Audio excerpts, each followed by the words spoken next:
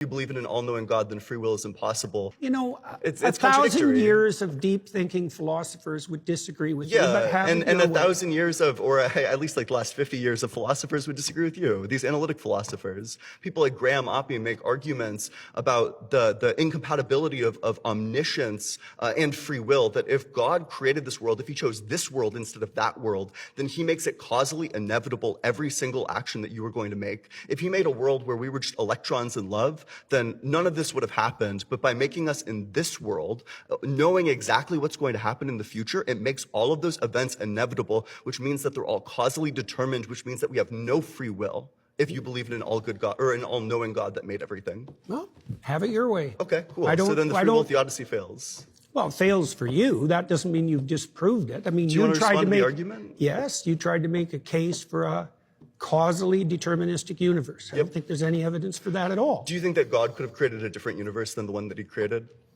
I have no idea.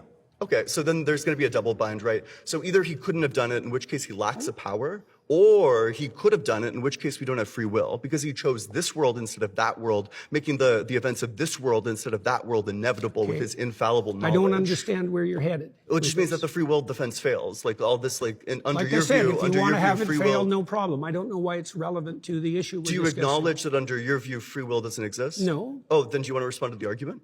You'll have to phrase it more Sure, clearly okay. so that someone So- like me can understand it. Yeah, gotcha. So God already knows in advance everything that's going to happen, which means that by making this world instead of that world, everything is inevitable, which means that God's act of causing this world instead of that Inevitable world, doesn't mean determined. it's causally inevitable if God chooses this world instead of that world. Doesn't make it determined. Causally inevitable means determined. No, it doesn't. Absolutely, yes, it does. Well, have it your way.